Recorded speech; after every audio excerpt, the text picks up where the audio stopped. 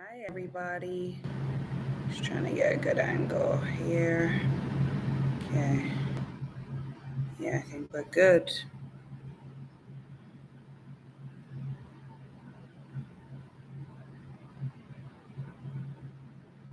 Hey, Taiwo. Okay, just want to be sure that my background is good. So I think we're good. We're good. We're good. Hey, peoples. How are we? What else can I use? Hmm. Ooh, Miss Olayinka, it's good to see you. How we all doing tonight, guys?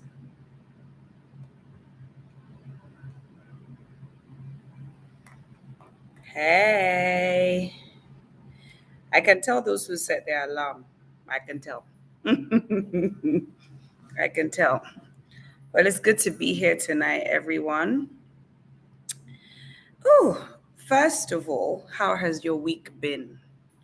I'll give you a little bit of a lowdown about my week in a few minutes. Guys, just help me out. You know, I'm not an influencer, but how's my lighting? Is it good? How's my lighting? Trying to get all these background, but yeah, we're just gonna have to make do today. How are we doing? How is it? Thank you, Kelechi. Good to see you.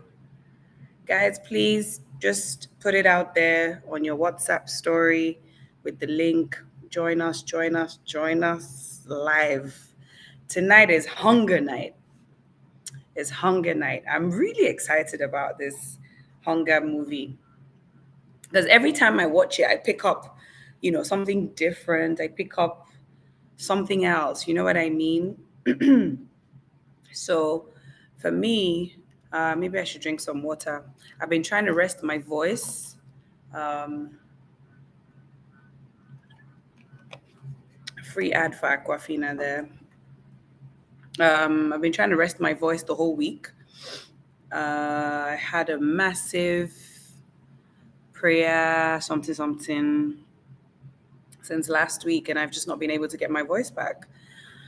But I'm good now, being with you guys. So, hey, Maureen, how now? Hey, Essay, how did do? What did do? How was your week, guys? Tell me what's popping. What was happening in your week this week? Let me notify people that we're online. Um, okay, fantastic. We are live. It's always good to do that, actually. Let me see if I can do this time.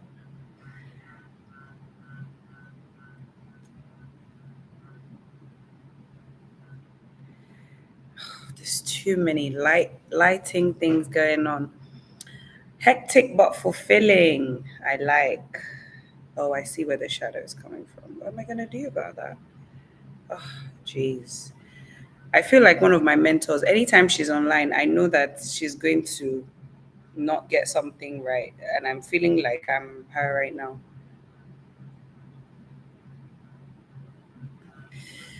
Okay, join us. We are live.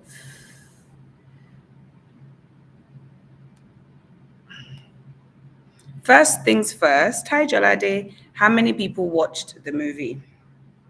Let's get that out of the way. How many people watched the movie? I watched the movie. Raise your hands.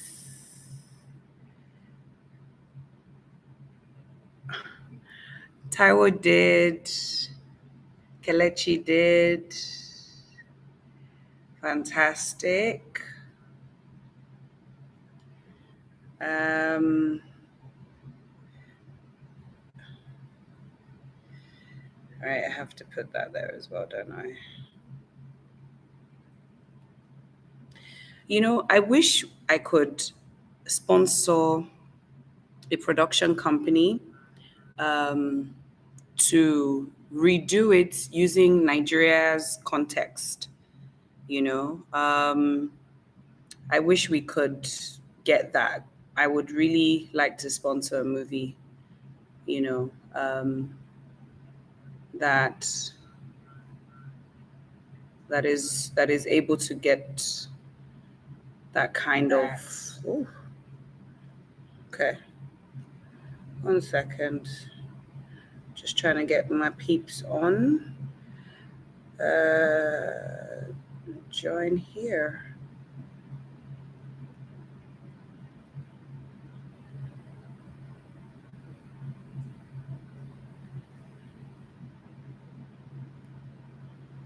Okay. Fantastico. So let's go, let's go, let's go. Hey, my notes are so full. I know I cannot finish everything, but it was nice to just write. I think I've missed writing as well. Um, so, Dumebi, hi, how are you? Okay. So because of the way the movie is, I'm tempted to split it because today when I was having my time, before I go into that, let me just say a shout out to all my YouTube family members who you guys join every time. I really appreciate that. I'm going to try and move this back a bit and see if I can get some of these shadows disturbed. Okay, good. How is this for you guys? Is it good? I think I prefer this farther away. Yeah, so it was an interesting week for me. I had many learning curves. So, as I said in my last video where we talked about lost in transitions, and shout out to everyone who's been sort of talking to me about their transitions, where they are, the clarity they got from it, and I just want to say this, for the record, guys, like I'm not on YouTube because I was told to come on YouTube, or because I want to grow my followership, or because I don't have a husband to be with on a Friday night. I'm actually coming on because I so strongly believe that the things that I share on YouTube, it's only on YouTube I can share these learnings, at least while maybe not on a pulpit or, things like that. And to be fair, I am grateful that I get to share the things that I learn outside of like my normal work and things with you guys. I really am honored to be able to do that as well because tonight I expect to learn from you because you're going to be telling me the things you learned as well. So be ready to type. We're going to be doing a lot of interactive learning today. But I think one of the key things I do want to highlight about my YouTube channel is I'm not thinking, I don't have because I know for some people it's like, OBA, why don't you do it into a podcast? Somebody else said, OBA, why don't you? What was this one that they said recently? And of course, people are, please, by all means, send me your suggestions and everything. But I'm just saying it for the record that YouTube for me is where I can say certain things I may not be able to say maybe at work or even on the pulpit. It's just like my platform, being able to express myself just with you guys, learn things from you, so I'm just stating that in case some people are trying to understand why I do it or whatever, it's okay. um, all right, thank you, Balatito, thank you. So I just wanted to clear that up because I had some people even reach out about promoting. I said, see, as I am, I'm happy doing my life with my people. Don't come and now make me be saying this show is sponsored by Aquafina. No, no, no, no, no. I'm being refreshed by Aquafina. I don't have the energy for that. Not now. Maybe later. Maybe later. But yeah, let's get into it. So, for the benefit of those, hi Adedotun, how are you? For the benefit of those who are joining and don't like have a backstory to tonight's session, by the way, guys, that might have actually been an ad that you don't know that I'm using style, but I'm just saying. I'm just saying. I'm joking, but I'm not joking, but I am joking. Anyway, So the backstory is we are dissecting a movie, and the movie is called Hunger. I watched it about a month ago now. It's probably been maybe more. And the reason I clicked on it was because of the title, right? I clicked on it because of the title. I was very intrigued because I like to talk about hunger in like a lot of my conversations with people, business owners, church folk, all of that, my mentees. And I was like, oh, what could this possibly be about, right? Anyway, so I watch it, and from like 30 minutes into it, I'm like, wow, okay, this is worth sharing with my community. This is worth sharing with people that we love to learn together and things like that. And to be fair, I've watched it like 3, 4 times now. And please, mine is for different reasons, right? It's for different reasons. But I found that the lessons are not far from somebody who is an African. What was happening with Oy in that movie, you know, and yeah. So, okay, let's get into this, guys. Like I said, I got notes for days, so we're going to cover what we can cover tonight, and I'll find out another way to communicate the rest of my lesson. So, I'm going to summarize the movie first of all, because I don't think everyone has watched it. So the movie is set in Asia, in somewhere in Asia. I don't know where. So, but it's not a Korean movie. Don't worry, it's not that type. Um, and well, actually, it might be a Korean movie. I'm not sure. So it's a story of a young girl who is from a very poor family, and she is a chef in their local joint. So her family owns a joint, right? She's the head chef. She's got a brother, sisters, her dad. There's no mom in the story. And we are introduced to her character with her actually, doing what she does, which is holding the restaurant down, cooking and making, dishes for people in the canteen. And then we see this guy who comes into the story, right? Who happens to be a customer. Now, this guy, we'll find along the way, is very pivotal to this lady's transformation story slash reinvention slash discovery. Like, she has so many slashes in the movie. At one point, I felt very interesting to her. My heart went up to her, right? So this observer is called Tone. The girl's name is Oi, right? Oi. And he sees Oi in the restaurant. She's pulling her strings, and he takes a bite of her food, and he looks up at her, and he walks up to her and says, "You are better than this place. If you want, like, basically, if you want better, take this card and come to this address," basically. So she takes the card very reluctantly, like she's having this look in her eye, like, "Who are you?" All of that. And the guy walks out. He only took one spoon, guys, just one spoon of her food. And then we are introduced to her family afterwards. And at some point, she brings it up that one weird guy just comes into the restaurant and gives me his card. And he says that I should call him, and all of that. So she gives the card to one of her family members, and the person is intrigued. The person is like, "What? Hunger? This is Chef Paul. He's the most famous chef, all of that. People die to meet the guy, all of those things." So this family member is raving about this restaurant and the owner, and telling her that, excuse me, if they gave you this card, you better follow it up and call or go or visit. So then we see that later that night, she Googles about this Hunger restaurant. The restaurant is called Hunger, right? And it's run by a guy called Chef Paul. So she sees Chef Paul on the website, all of that. The website is so captivating. It's making her see what could possibly be her in the future, right? So she's really, really like intrigued by what she sees by this chef who she's never heard about. Why? Because they are worlds apart, right? Um, and then at some point in the on the website, there's a video that pops up and says something like, "Hi." It says, "If you want to be special, um, that no, the hunger is for people that want to be special. That's it.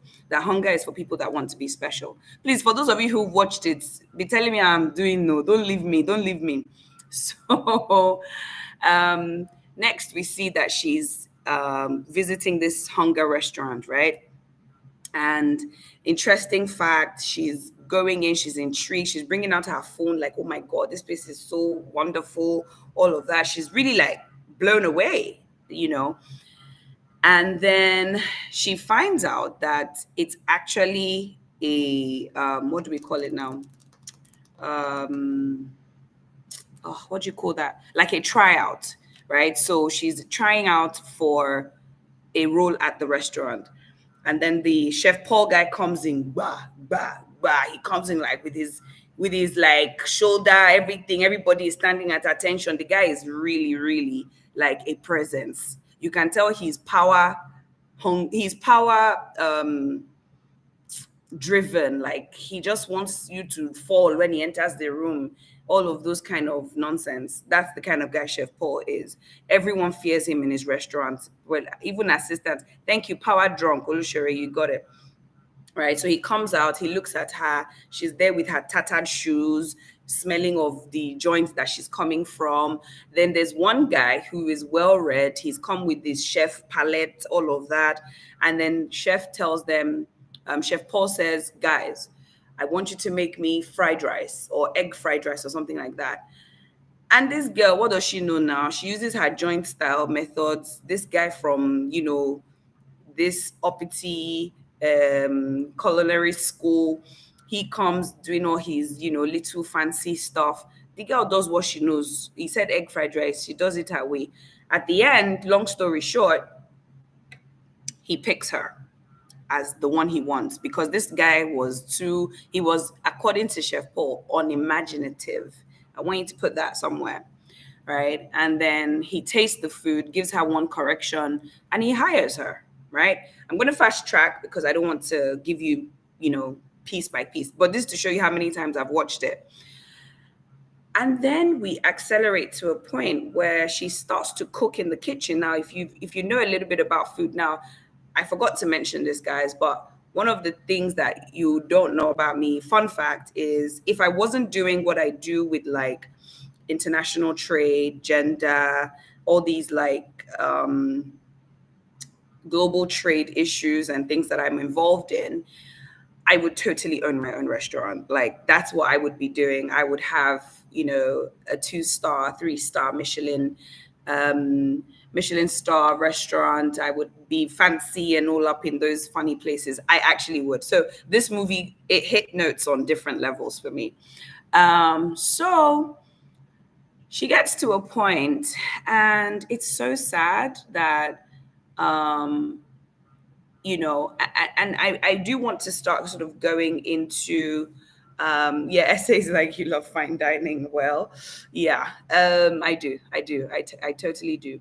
Today, I want to focus on Oi, the girl, and Chef Paul. Maybe we'll focus on this observer guy who turns to be her friend slash lover slash, I don't even know what to call the guy at some point, but he holds several roles in the movie. It's interesting. But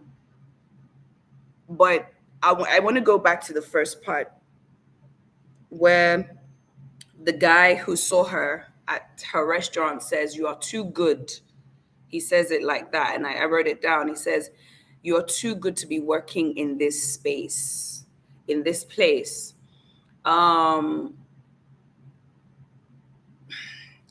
It's so hard to know you are good and you're working in somewhere you shouldn't be working. But I think it's worse when you don't know you are good and you are working in a place that you shouldn't be working in. And for me, this sort of like situation that some of us find ourselves where I know I'm too good for this place, I'm too good for these people. It's one thing, but how many of us have recently decided that maybe I'm too good for where I am? Maybe I'm too good because you are making money, you are in your locality a champion, in your family. Let me even not go too far. In your family, you are a champion because you are doing things that nobody has done before, which was the case of Oi. Her family had never gone out of the little town that she was in before she was invited to Hunger for the tryouts. She went there representing her village. She went with tattered trainers. She wasn't even wearing it properly. Her dress was smelly, dirty. Like I felt like I could smell it through my screen, right? But it was interesting that that somebody just happened to be on that side of town. But that somebody was about to help her to get to the big house. Let me say this to you. If you are praying maybe tomorrow morning or you're still going to pray tonight, I beg you that you pray for the people that will be orchestrated to be in your way, that they will come your way, the way that it's almost like it was a kairos moment. Because honestly speaking, if that guy never gave her that card, she would not have a ticket out of that town. She will continuously have thought, she would have thought to herself that this is me, my little town, this is me, this is all I can be. What other education do I need? Because there was a particular dish, let's call it special fried rice for the sake of this conversation. But it was almost like this was all that she had known. And it was like she had settled. If actually, no, I won't say she had settled. The girl didn't even know that there was more. And this is what got to me, that I started asking myself, Olori, this is not all that you can be. Like they've celebrated you. They've clapped for you. They've said congratulations over and over to you. But are you really walking in the totality of the gift that is on your inside? That guy that ate one spoon of her food knew that he had just tasted one of the best things, whether it was now like well done or done with like fancy knife and spoon, all of that is another conversation for another day. But someone saw her for who she was, not what she was doing right now. I'm praying for you that in this new season, because unless you don't want me to be real with you, I want you to know we have entered another shift. Look, you hear it a lot, but the reason is because God is in a hurry to do many things through many people, ready or unprepared. He will still do what he's got to do, right? So you see that there's like succession of events. There's like fast-paced breakthroughs. There's like bash when it comes to these ideas you're having, and like manifestations are coming by the bucket loads. So many things are happening. You can't even keep up. It's a true Amos 9:13. Your head is swimming. I get it. I get that. What I'm trying to help you with here is what we call the, there's a word that is just escaped my mind now, but don't be too quick to think that this thing you are enjoying, this thing you are seeing, this experiences you're having is all there is. Oh, it woke me up. The observer guy called Tone. I need to stop calling him observer, but that's how it's registered in my mind, that we need people that are observing us. Like, I'm telling you, Dumebi, you need somebody to be looking out for your matter, to say,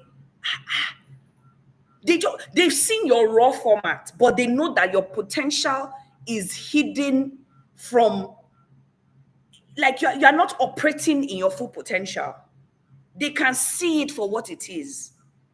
And they know that if they can just change your environment, that's all Tone did for his friend Oi. That card he gave her was her ticket out of poverty.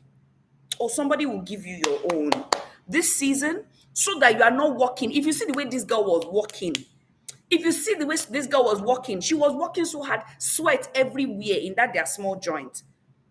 I'm praying that you will encounter people who have been observing you on the backside of where you are living or where you are walking. You may not even be in the city.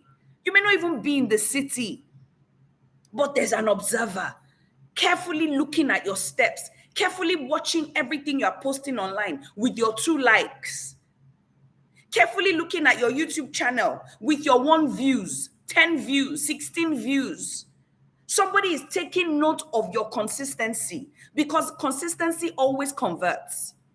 And I can imagine that this girl constantly showed up to her joint. That family joint was nothing to write home about. I can't eat there. But that man walked in, he tasted consistency. Oh, come on, guys. Look, you don't have everything you need right now because your environment is limiting. You don't have everything you need right now because things are not looking like what you have been seeing in your visions and the dream that God handed to you. I get you. But I'm telling you, an observer can come your way. Somebody can walk into your life and just tell you, you are too good to be in this place. They can see your skill set by 1 taste of what you've just given them. Hey, because they can taste your consistency. They can taste your hard work that you've been doing this a long time. You've been doing this a long time. I can see all you need is a break. I'm praying for somebody. Oh, I didn't plan this, guys, but I'm praying for somebody. You will get your break. That well-deserved break, you will get it in Jesus' name. The things you've been working and pouring your heart into, it could be your family. Oh, hey.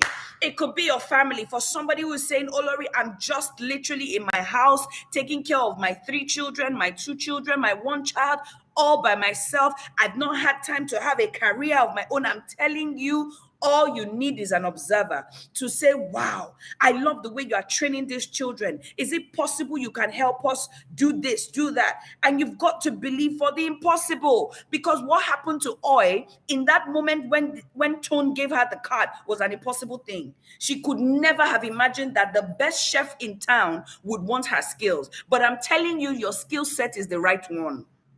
Oh, goodness. Because it was in the wrong environment does not mean it was not the right skill set. You have the right skill set. What you need to do is to move that skill set to another environment. And I believe that God is opening up those treasures for you. He's opening new pathways, new direction, like I literally see like road being made for you, inroads. Inroads are being made for you into these places that God has orchestrated for you to be.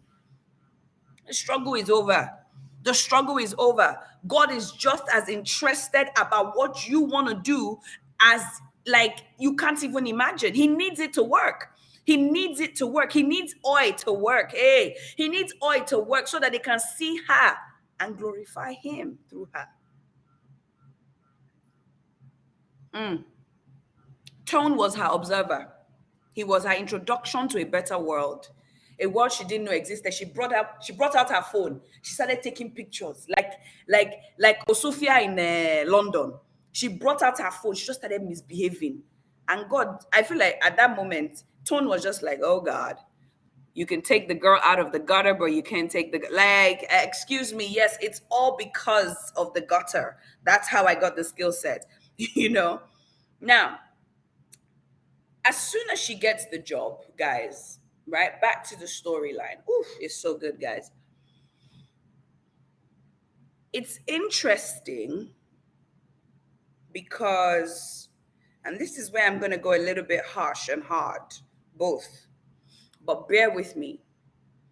When she gave her family member the card that Tone gave her ticket out of poverty, her brother literally said something. He said, I know how poor I am.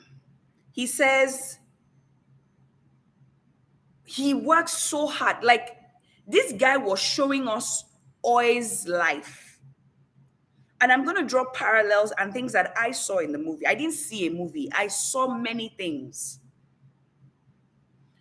Her brother kept telling her their current situation. The sister, same thing. At some point, oh wow, at some point while they were having that discussion at their family table, we see a scene where a parking ticket officer calls somebody, I don't know if it was her dad, I think it was her dad, to take his car away from in front of his restaurant and park it elsewhere. He said that the car does not belong. Thank you, Olushiri. It was her dad. That the car does not belong in front of that restaurant. That he should move it. So the dad quickly moves. I said, sorry, that he didn't know that the car was not supposed to be there. That he was not allowed to park. Only for a better looking car to come and park where the father just left. Excuse me, sir. Money, you need it. Hey, see, you don't need the money that will make you stupid. You need the money that will help you grow your influence. It's not a byproduct. Look, if your father's name, I was telling my children tonight, I was teaching them about having a good name, that their father's name can only take them so far, but they need to start building their own name. The Boye-Ajayi family is as good as the people that continue it. Don't let anybody tell you that money is not needed. That was why I said in the beginning, I really want them to redo that movie in a Nigerian context. Because the person that owns the Mercedes that came to park and removed the Baba's Kabu Kabu car is somebody that commanded a situation to change that was against, as far as I'm concerned, moral values. But Olori, you're speaking idea. That's ideal. That was a bad thing to do. Society is not fair. Did you hear me? The quicker you come off this ideal life, all of that. Look, it is for your children's benefit that you have money. Look at how they treated Oi's father. In that moment, I think the director was just trying to get us to see the different types of the stratas of society where status, money, influence, power, what it can get you, parking lots. And in that moment, Oi looks at that situation. She had to be rich, guys. She had to follow that opportunity that Tone gave her because that was the ticket out of that thing she saw with her father. That was her ticket out of it, that I cannot be a part of this nonsense. Her father didn't have money. He didn't have influence. He didn't have any power. He didn't have anything. So, does it matter in society? No. He may be a good man, a wise man, in fact. Because some of you now, because you have wisdom, you think you are wealthy. It doesn't work like that. Don't be like that poor wise man in the Bible. Don't be like that. They will not respect you no matter what. Oh, my goodness. What a world. What a world we live in. The systems that govern this earth are not fair. It doesn't even pay the hard worker. You walk. If you see the way Oi's father, I'm sure he has been walking like that since that girl was little. So Oi, all that time, I'm sure she didn't know that she was taking that opportunity to work at hunger. But then you also see in that conversation with her family where one of her sisters says, oh, she's quitting her job because, hear this, guys, her boss's friend's son. May your name carry weight. May your name carry weight in society. May it just not be a name that you cannot even do anything for anybody. Literally, the sister said, oh, she's quitting her job because they took her job and gave her boss's friend's son who needs a job. Imagine. If her own father was somebody too, can they just remove her like that? Can they remove her like that? But because her father is nobody now, he no get money, he no get anything. What are we now talking about? Who is your daddy? And you know as much as I do, Nigeria is like that. For those of you not in Nigeria, and if you're in a Western culture, trust me, it is still there. My youngest brother went to one of the top 2 schools in the UK, university. I won't mention any names, right? But top 2 in the UK. He is telling me today that, sis, believe me when I say the things that God, because he's a very intelligent young man. His head is screwed on at 21. He tells me the things that he says I can't afford to be average. He said if I'm operating at average, I will not get the best of this country. This country will make me anyhow man. Hey, may you not marry an anyhow man. And if you are married to one, God can still change the story. I'm so angry in my spirit. Because what is happening is that we are seeing a lot of wise believers, wise people. They know God. They know things. Wise in their own world anyway. But they can't navigate through the world that we find ourselves in, through the systems that are governing the actual world. They can't. They are not moving at the speed of what is happening. And mewa nshele, eloma, elosa, mewa is happening. My brother was telling me, he said, sis, if you know what's coming to the global financial system within the next 3 to 5 years, he said, you will put more things in order. I said, hey, Gamio, help me, oh Lord. More than I'm doing already. He says, sis, I'm telling you this, I'm in the finance sector. Don't play. When he said it, the thing shake me small. I said, Father, help me, help your girl. Because if my 21-year-old brother is telling me that things are about to become even more unfair, those of you playing with the courses you should have taken by now, those of you who are playing with going back to school, those of you who are playing with your internship, those of you who are playing with your application for jobs, don't play. There's no, look, if you must rely on favor because of laziness, you are a robber. That is what you are. Thief. Because God is not going to permit your laziness. Get up your feet, man. I've been feeling down. No problem. Don't let 50 catch up with you and you're still feeling down. That's all I'm going to say. Are we all okay? We all have a problem. It's just not on our head. Should I? Hey, this is not the time. We all have things we're dealing with. We all have it. Honey, this is not the time for you to not be in shape.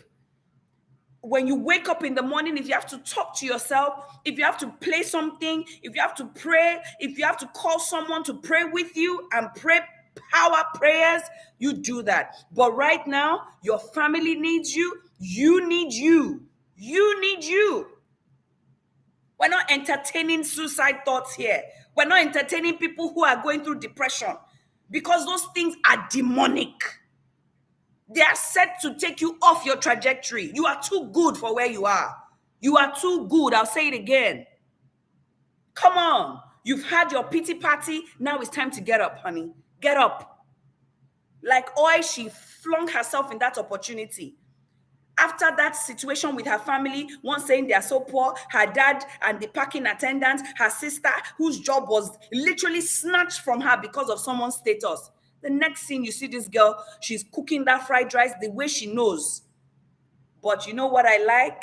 Chef Paul. Game recognized game, y'all. I'm telling you, you are good. Baby, if you were not sure if you were good, baby, I'm telling you, good. Oh, good.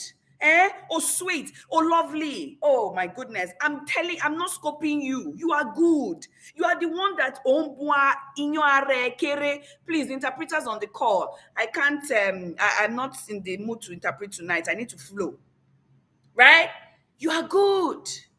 When you get there, they will recognize that, all she needed was a change of environment to fly and move at the light, at the speed of light. She makes her fried rice. He tasted it. I told you. He took her. He hired her. Immediately, there's an opportunity. Opportunity one. Let's call it opportunity one. Ah, sorry, I just want to go back to what one of the sisters said that I wrote down. Mm. One of the sisters at that table, when they were showing us how the poor think, because you know there's a way the poor feel sorry for themselves. They constantly feel like somebody takes something from them, owes them something, or didn't give them an opportunity. The rich create it. They're not the two weights. The rich are constantly thinking of ways that they will just make it happen. They don't have time to look at what they have, what they don't have.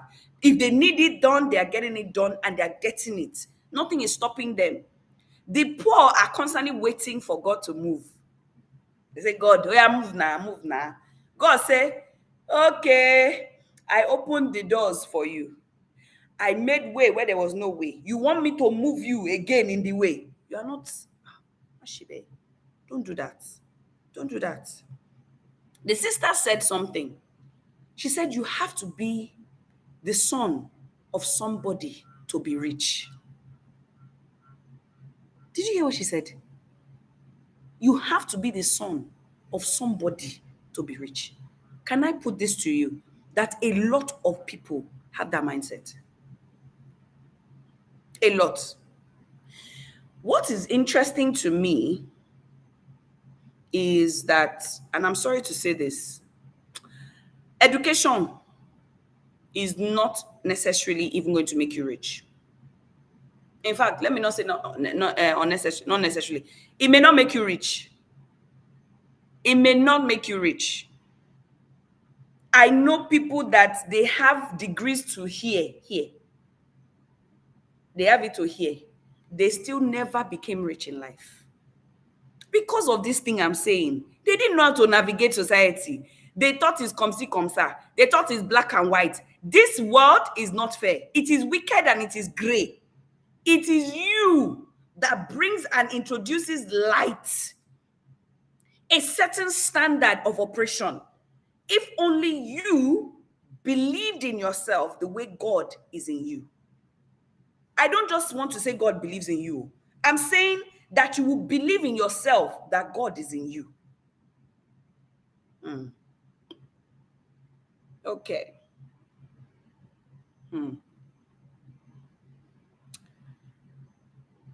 You know, it's interesting because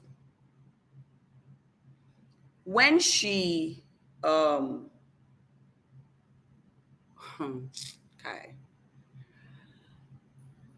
When she wanted to take the opportunity and she got the opportunity, do you know that this girl went back to the buka, to the joints? She went back. She was thinking. What I'm trying to remember now is that whether she, no, I beg your pardon, I beg your pardon, I beg your pardon. No, not after she got the opportunity. After her family told her the restaurant, this girl still went, she was still thinking about it like, do I really, am I sure? And look, I'm not going to lie to you. Do you know that some people are afraid of more? Some people are not saying they don't want more. It's that they're afraid of it that, hey, this more, am I sure I can handle it? Am I sure that if I get it, it won't get to my head and I'll lose myself and blah, blah, blah, blah, blah. Like, will it make me a different person? I get you. She had that, but she still went. It was when she went that she now did the test and all that. Yes, come back to me now. That was the sequence. But I want to get to somewhere that, oh, am I even ready? Exactly. Essay says, oh, am I even ready for the more? Exactly. And I think all these questions were things that Oi was thinking about. But you know what's so interesting is that her first task on her first day, this day that she got employed, fortunately or unfortunately for her, she got thrown right into work. Chef Paul has a very, very important gig where he's doing private dining for like the affluent, people. Now, guys, let me quickly give you all a quick background about Chef Paul. Chef Paul is a power drunk, angry for no reason, mommy issues when he was younger, wants to prove a point really with just being the best. And that's when I realized, and it struck me that, do you know that some people you see today, athletes are the people that come to mind more. Athletes, people in business, career people, do you know that for some of them, it's not that they just are successful, it's that they are fighting to be successful. Like they are so addicted to the life of success. Like it drives and fuels them. Do you know? And you see why it's not the case for everybody. Because Chef Paul is a picture of somebody who he's always going to want another high. Like success for him was never defined. And that's one thing I want you to write down. Define what success means to you. If you don't know what that means, okay, put it as this. What will make you feel fulfilled? Think about that for a quick second. What will make you feel fulfilled? Think about it. And you know what? These questions are not easy to answer sometimes. Because your life is constantly changing. God is constantly telling you things, giving you ideas. Yourself, you've lost track of like, who really am I in the midst of all these changes and transformation? What's happening to me? You know what I will tell you? Embrace it. Some people's life, they don't have anything called drama in it. I met some boring people last year. They don't have anything happening. They're just going to work, coming back. It's just that's all that's happening. Like they've gotten into the bubble of society. They've become a hamster in a wheel. Like this is them. This is it. That's all. Anyway, I don't want to digress. Right? So Chef Paul's character in this part is really, really sad because what is fueling his own hunger is anger, a lot of anger, a lot of what I do like about him, however, is he understands how the rich think and he uses it to his own advantage. He uses it whether against them, whether for them. I don't know how to explain that part, but he does a lot of power play, mind play, but he uses food. And this is interesting. I didn't even know food was that much of a tool, but it is. And if you check scripture as well, you see like a lot of food, a lot of drinking, and where food and drinking actually takes place in the Bible with those kings, right? When kings used to party, they party hard. It's us now that are dulling ourselves now. You want to take small wine in a cup. Somebody will be looking at you like, see you. In the Bible, those things were normal. And anyway, dispensation and times and seasons is fine. I don't even want to get into that, right? Now, so Chef Paul has a very private dinner coming up and he says, "Oi, you will be taking," I think he said, "you will be doing the frying," or something like that. And he brings out this really expensive meat. He brings it out, big meat, puts it on the slab, and he tells her to cut it. He tells I'm just visualizing someone that they brought from Ogbomoso and they put them in like a really fine area in Ikoyi or somewhere, and they bring out like a 5-star kitchen. The knife self is working as it should. The stove, she doesn't have to blow it. Like, you know what I'm saying? Like everything for her was just like, wow, wow. So she puts the knife now as she knows to put the knife. She's not gonna, try herself. So she starts to saw the meat. She doesn't cut it. And this Chef Paul, hey God, see, now wow, this movie showed me that the person who has the power doesn't mean that you don't have the power. So because she was in his kitchen, he had the power. And those of you who watched it will understand what I'm saying. It was because she was in his kitchen. That was why he was shouting. He was very erratic and just misbehaving. When she moved out, was there anybody shouting at her? No. But don't let me spoil it. Anyway, so she doesn't know what to do. She's cutting it wrongly. She's sawing the meat, all of that. And he gets really upset and he leaves her in the kitchen. So she is there, she's trying to cut it thin, not to burn it. She's trying so many things. She's frustrated because she's using what she knows, not who she is. The popular saying I spoke about 2 weeks ago, to thyself be true, is a huge mantra I want you to take away from tonight's lesson. Please. So her colleagues, everybody, they're watching her like, this girl, is she going to get it? Sote, when it was 11 p.m., everybody started to go like, auntie, you can stay, we are going. So her friends, they all leave, right? Thank you, Bola Tito. I wasn't sure if it was necessary, but I'm going to try my best to wrap it up soon, yeah? And at some point, no, there's a part I just popped into my mind. When she was getting it wrong, before her colleagues left the kitchen, Chef Paul says, if you can't take it, you can leave this kitchen and never come back. Of course, now the girl looks, say, now go much idea. I'm doing what I'm doing. Please, please, please don't come and be shouting in my ear. She carries her bag and walks out of the guy's kitchen. She gets to the lift. I want to believe that when there was no light in Ogbomosho, it started to flash back in her head. Ogbomosho, no lights, heat, poor family, poor brother, sister with no job, daddy with no name that can answer my prayer. Sharply, she returned back to the kitchen. Literally, she walked back into the kitchen. And she was so determined. I feel like in that point, she was just like, oi, you can do this. You can do this. So she goes back into the kitchen. Now the music is intense. Dum, dum, dum. And then she's cutting the meat. She's getting it wrong. She's throwing herself. She's upset. She's frustrated. She's exasperated. Her colleagues are looking at her like, man, is she going to do it? Is she not going to do it?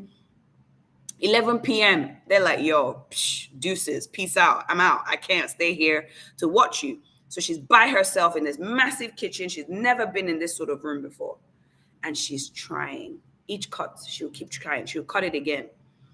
It got so bad, she started to have burns because the oil was splattering on her skin, right? It was literally, she was burning herself everywhere. And the next scene we see, her colleagues arrive at work the next morning. And Oi is on the kitchen floor sleeping. She's on the kitchen floor sleeping. So Tone taps her. And she's like, oh my gosh, she slept here. And they're making fun of her because she slept in the kitchen, right? And Chef Paul walks in. And I think at that point, it was the make or break. So she slices the meat, puts on the pan, boom, fire. Throws in the meat, boom, puts it down. And it was perfect. Perfectly done. It may have taken you 16 years, 20 years, 25 years if you're watching this by replay. You may be anywhere in the world. And your burns on your hands, they may not be burns on your hands. For some of you, it's literally blisters on your feet. For some of you, it's trauma of having an abusive father or a mother that never believed in you. Your Ogbomosho might be maybe your village where you grew up in Enugu. It may be somewhere in the north. And really and truly, you may not have all the skill set, but you have the potential. I don't know what changed between 11 p.m. and 8 a.m. when her colleagues came back, but Oi found herself and said, girl, this is the only ticket we're going to get. You better use it. And that was how Oi established herself in Chef Paul's kitchen. This girl literally took herself from somebody who just came to do tryouts to cooking for the elite. So they get to this private dinner and Chef Paul calls her out and says, she should come and do the meal. And she does it to perfection, gaining recognition. Hey, listen. Remember, I said this earlier. Consistency always converts. It always converts. Chef Paul giving her that opportunity, let me tell you something. Oh, thank you, God. This is even an affirmation and a confirmation for me as well. That if one good person has called out and reached out to you in the past, there are 100 others that will also do the same. Because at that party, somebody reached out to Oi again and said, take my card, another level. Now, this was like, girl, you came in on this level, but can I give you another card? Keep going. Thank you, bless. Right? So it was like this girl, we saw her consistency paying off. She had doubts. She wasn't the best. Like, yeah, but still. But still. So she gets this card again, another card, another introduction, another ticket. She puts it in her bag. And you never know when you're going to need a card again, no? Because I know that at some point she never thought that she would leave Chef Paul. So Chef Paul was like this, ooh, for her that, see this man cooking for all these rich people, all of that. By the way, the food they were eating was so gross. Anybody testify what I'm saying? Like, it was so nasty. I was like, I cannot even imagine it being yummy. I don't even want to imagine it. It was so nasty, especially that flesh and blood one. It was so nasty. But yeah. So the interesting thing, however, that I feel Oi did for me was I felt like she always wanted to be in Chef Paul's kitchen. I do think so. I do think that it would have been her life's delight to just stay in his kitchen. I do think so. I do. But I dare say that that was not the peak of what she could become if she had chosen that route. Because, see, a lot of you, and this is me getting into the mentorship part, a lot of you have found yourself with mentors. Now, to remove yourself and do your own is problem. Hey, Olori, don't go there. I'm there. What's there? But, I'm feeling bad. I don't know I'm going to leave. I don't know if, any mentor that keeps you longer than you need to be within their tutelage is a tormentor. A tormentor. No longer a mentor. Remove yourself from unhealthy attachments because somebody was your mentor. If the person as a mentor does not know when you are free, you've got to fly. Anybody that cannot leave you is a tormentor. You better fly out of that relationship.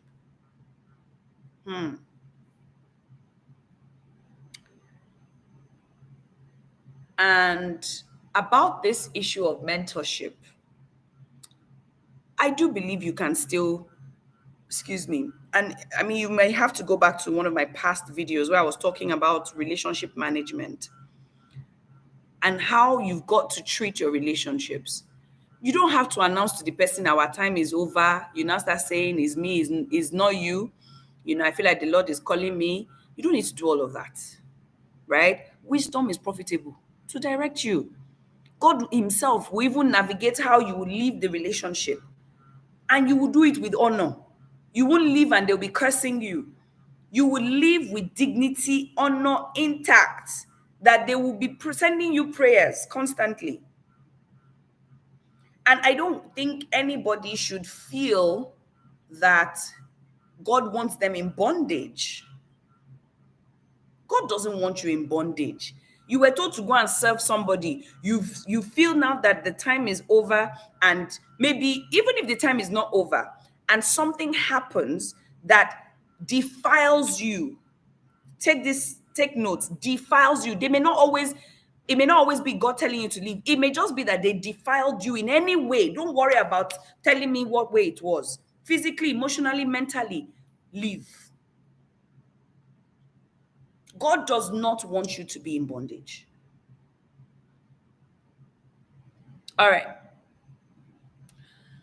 Now, When Oi gets the clapping, the accolades at the private dinner, her head is now feeling like, now I know say that me. I know say I get this thing. I knew I was meant for a time like this. I know I'm an Esther. I know I'm Deborah. Like, see the miracles. Now God is moving, He's doing things, He's opening doors. She now lets I she now let a little bit of what happened to Satan happen to her. Ojore Eloju. Please, interpreters, you will need to help me a bit quicker tonight. Because how do you interpret that literally? Ojore Loju. Ah, no, I can't. I don't know how to do that one. Sorry, guys. Right? She got pompous. She kept saying, so at some point after that beautiful scene where she did well, we now see another scene. They are preparing for another private dinner. And she comes out to Chef Paul and she says, what should she do now? What can she do? That she's not doing anything, that she's just sitting and watching and all of that. And Chef Paul says that she should carry out the trash, clean the pots and pans, sweep the floor. Hello. She said, me? She said, but I'm a chef, I'm a sous chef. First question that Chef Paul asked her, who told you you're a sous chef?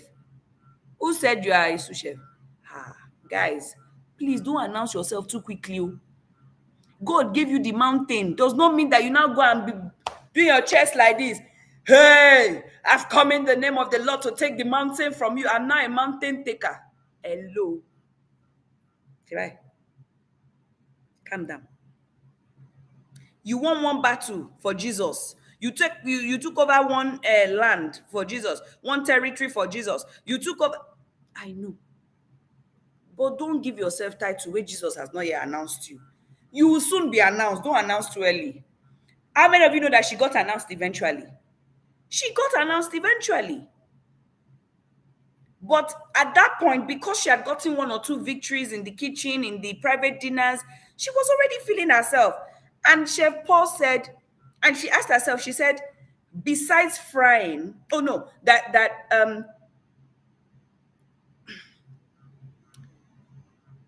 what I think happened to her at that point was she was also in a hurry to prove herself.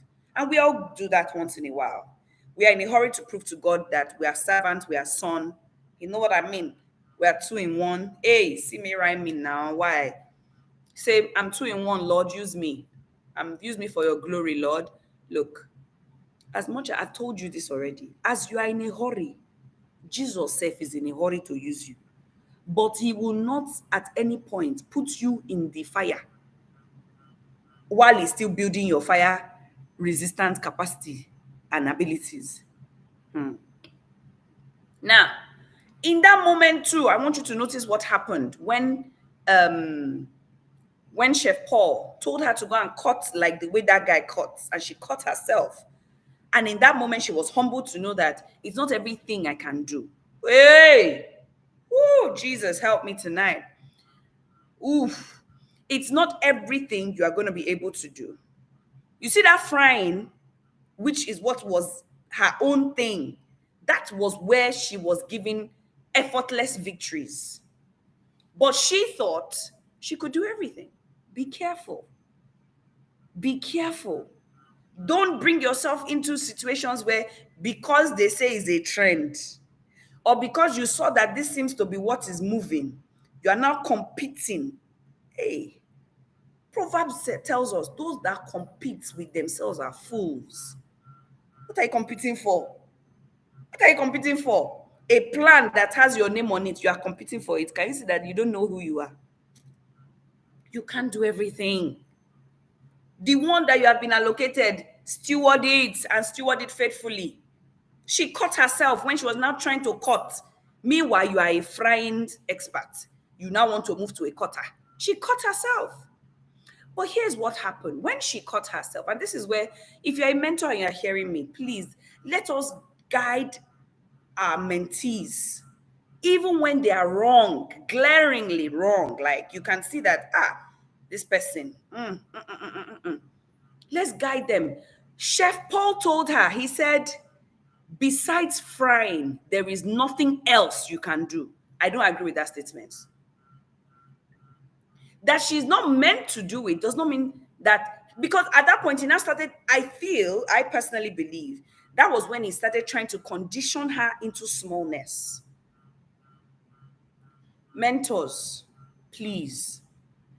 The person may be wrong with what they did, but don't use that to now contain them to stay in smallness because of something they did. If you know this person, and as should all your mentees, be great. One mistake does not make them a Lucifer. All right. Now it's interesting. At this, they now had a second private dinner. This second private dinner was when I believe that Oi, our lead character, started to see how she could potentially be like Chef Paul. So it's a scene in a pool with these rich young kids. They've invited Chef Paul because he's a celebrity chef. So everybody wants a piece of him, young and old, all those things. So Chef Paul obviously is cooking all of those things. And in a minute, you sort of see like all the children, after Chef Paul has served the food, they're all hailing him. They're like, wow, this guy is so good. Like really raving about him. And within the circle of chefs, the sous chefs helping him, his assistant says something, and I want to read it out. His assistant has been with him the longest, and he says this comment. He says, "Will never be anything to anyone else. Never. Unless you make your own menu, you will always be invincible." I thought that was... Look, guys, pay attention to what you are hearing. Please. The environment you are putting your ear gates and your eye gates is critical. How can this man say this? That was his reality. That was his reality. And this guy openly told the other young people that, no, leave it. Almost like Chef Paul is a god. We are just his servants. Oi heard your own menu. She heard that. I believe that was it. She heard that. And she kept it in her left hand, put it somewhere. Now, I'm going to stop saying the story because I want to hear from you guys. I had planned to do it 8 minutes ago, but I just wanted to get to this middle part when I want to say that Oi started to wake up to her own potential. She started seeing that Omo is like as if I have things I can do, because we see in the third private dinner with the family with this young girl, Chef Paul puts her in charge. Let me say this to you. Be as sharp as your mentor. Wait till I talk. I'm a mentor to hundreds of people. Be as sharp as your mentor. Meaning what? If your mentor feels you are able to lead something, you self show her that, you didn't make the wrong choice. You didn't make the wrong choice. Too many times, I've seen people, because they don't want to look like oversabi, that let's not look like my own is too much. Let me not be too forward. Let me not. That's the reason why you are still where you are. That reason, that your false humility that is keeping you in that cage is why you are still where you are. Okay. All right. So what I'm going to ask is that in the comment section, I want to read some of the things that you guys are putting out now. Tell me what you thought of OI. I'm going to read some of them out and I'm going to go through them and then we'll continue with the session. Tell me your thoughts. What are the three things that you learned about OI that stood out to you, that was like your takeaway, right? I know some of you shared with me online. Some of you were so eager, and I loved it. Thank you so much for sharing it with me. I really, really enjoyed reading all of it, all of it. Thank you for sharing. But for those who haven't shared with me, even if you've shared with me already, it's okay. Just share with me again. You know, what were your thoughts about Oi, the lead character, the lady, whether it was during her time with Chef Paul or when she was alone, and all of that. While you guys are doing that, I'm just going to touch on some by the way things that I think you all should be very wary of. For those of you who are listening to this and you are a Chef Paul cadre, meaning that you are serving the 1%, you are amongst the 1%, you know, there was something that I thought was interesting about the people who Paul was surrounded by. How many of you remember the guy that stole the meat? Very expensive meat, piece of beef he stole. And at that point, I don't even think that Chef Paul realized how much pain.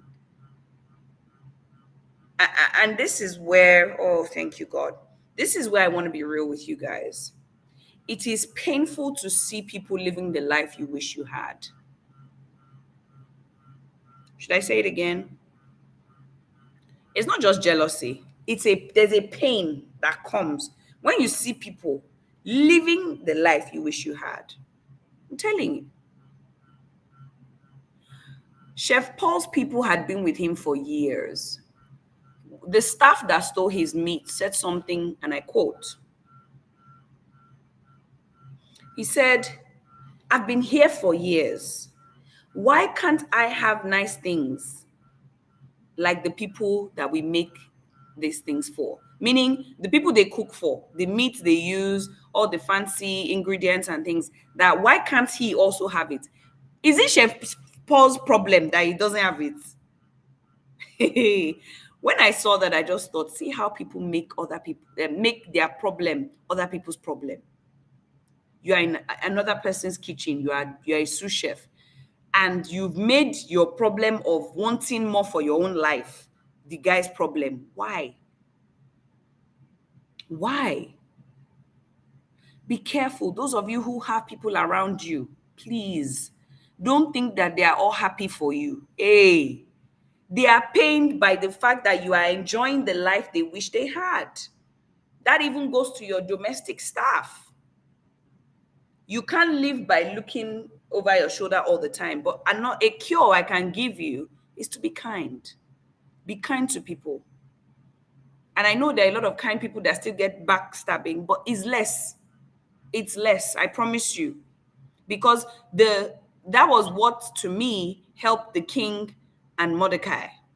Because Mordecai overheard a situation. If the king was horrible to his niece, will he even think of helping the king? No.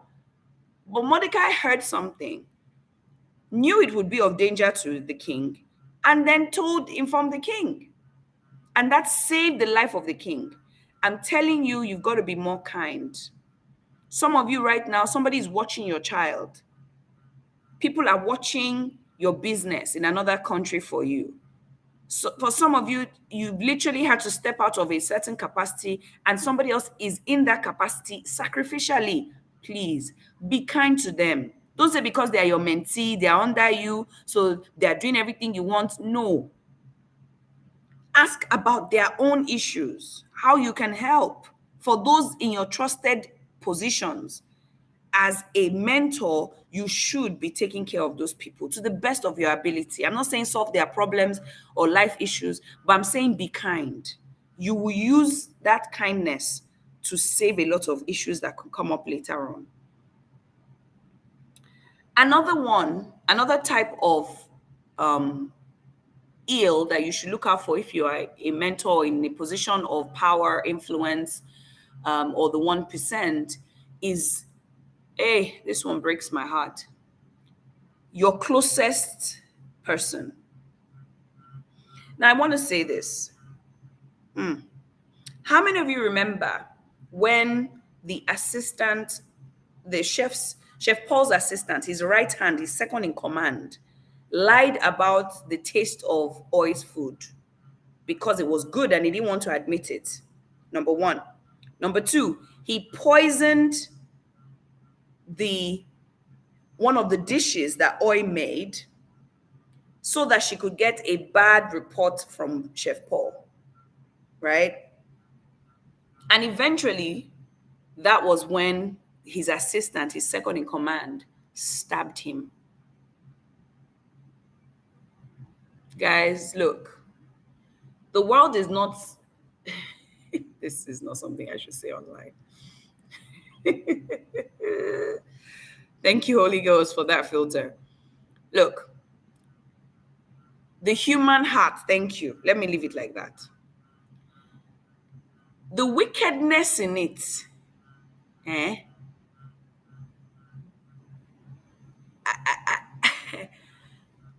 I don't know. I don't know.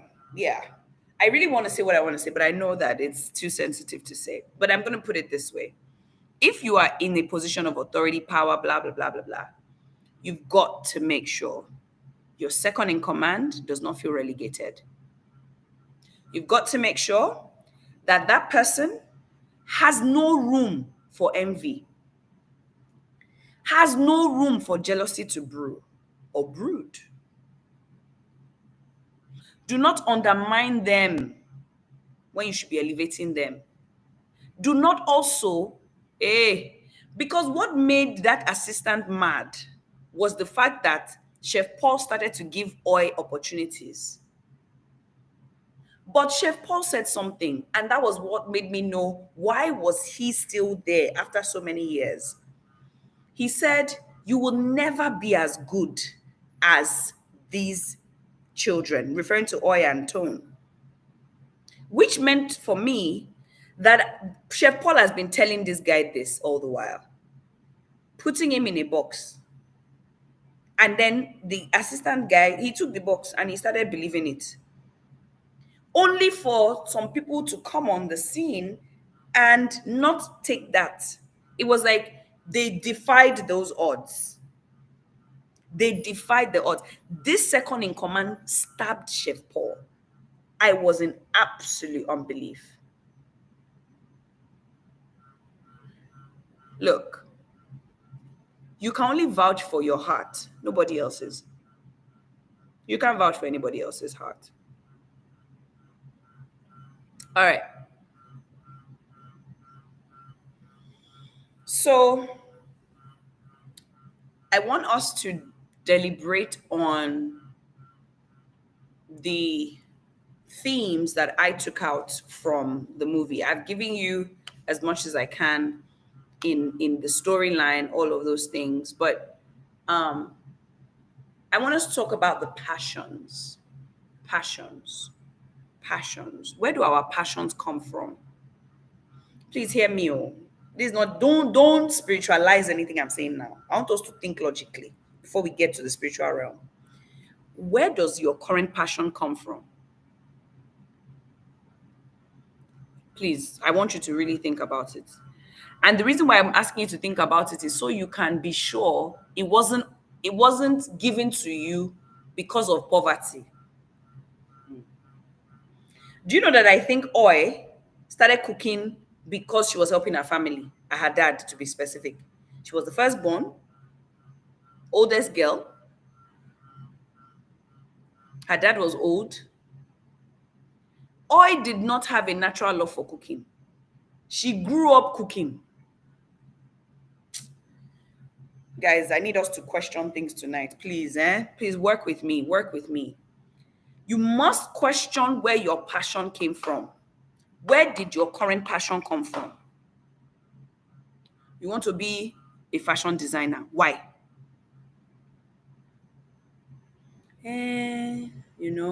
Look, Ay. Africa's entrepreneurship um, track record and like what people know about us and entrepreneurship. Now hardship cause them now. If our government was giving us what do we call it, the benefits that they get in the UK or the what do they give in America? Please, somebody help me. These things that support your citizens from poverty and keeps them ensuring that they feed themselves, the social wellness, welfare. Thank you. The government in even Hong Kong and certain Asian countries, they give them welfare benefits so that these people say, okay, if you don't have a job, all of that, we can still help you with your housing, we can still help you to feed. In Nigeria, to be specific, if they don't give you work, tell me how you want to feed your family.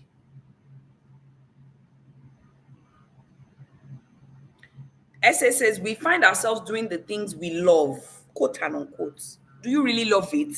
Or they sold it to you and say use it to survive? Because some of you are in survival entrepreneurship. You're not doing what you love. You are really not. You say what you love cannot pay the bills. I agree with you to a certain extent. I agree to a certain extent. When you have not yet mapped out how what you love can make you money, please don't enter it. Because passion is not enough.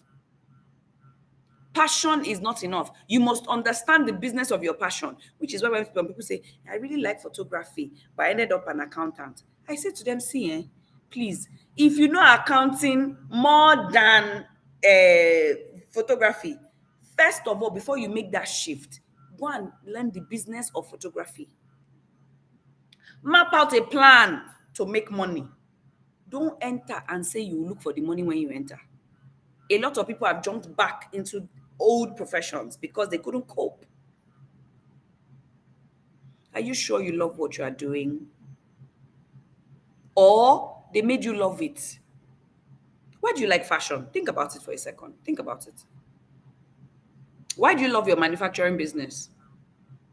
Why do you like your tech job? Because now, some of you will say, it is him at work in me, both to will and to do of his good pleasure. Before you had picked your passion, before you knew that scripture. Don't try me. You picked your profession since before you knew that scripture. Why? And for someone like me, my reason is simple. It chose me. That's my answer. I don't really have one profound answer. It chose me. It chose me. What I do today in gender, in trade, women empowerment, all of those things, I promise you, it chose me. I told you what I would have really liked to do. Be a restaurateur. And I will still do it because I don't believe that I can't do it. I will.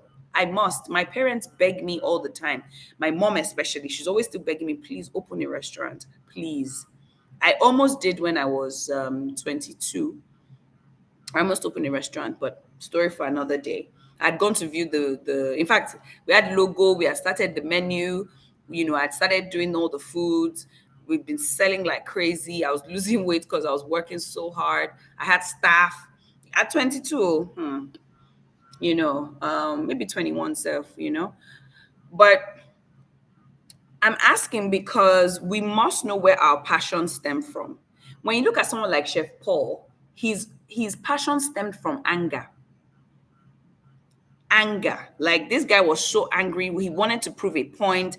He just wanted to show that he can be with the 1%. He can cook for them. They can and like, gosh, his passion was so warped and twatted. Like it was so horrible that he kept saying, they want me. He had glorified himself so much in his passion that it was almost like that was his drive and his driving force, you know. Um, for someone like Oi, and I don't know if you guys can help me, what do you think was driving Oi? What was her passion? Can anyone just guess what you think her passion was? Because I want us to know where we are tonight with regards to our passion. Some of you are going to have new passions. And that's one of the things that I feel like God has helped me and delivered me from, not being boxed to doing one thing. So he enjoys me adding, right?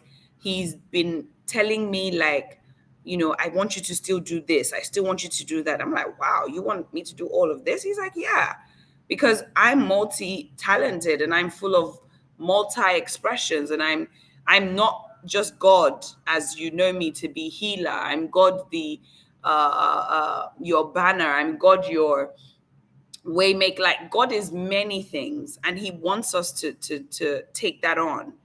Um, okay, so Esther says, "Who is Chef Paul?" So can someone help me with that for her in the um in the chat box? So Iwasimi Dele says she was wanting to feel special, was what was driving her. She didn't want to be a mediocre girl doing the same thing in an ordinary way. Fantastic. She wanted to change the narrative of her family. Exactly, bless. Adenike says poverty. All those are true. All true. She literally was doing all those things. Now, guys, I thought it was interesting. Another SS's self-discovery. So that self-discovery didn't happen until the end. So that was not her driving force. That was not the passion on her inside. That was not the thing that got her up. She wasn't trying to discover herself. She was really, really just trying to. And I'll prove it with another scene. Who remembers when her father got sick and she ran to the hospital, and all of that? Now, what was interesting, I love the movie because it just kept showing how money is good. Money is good for you, right? When she went to the hospital and she was rushing, looking for her father on all the hospital beds, you could see where they kept all the like general situations. And then she now ran to the nurse, and the people there were telling her, "Wait your turn. That you just want to come and be asking for your father when we are all here waiting to be seen as well." And in that moment, I realized that she may have been asking herself that if she had money, would she not have been able to give her father private health care? And having to deal with the masses would not have been an option, right? Now,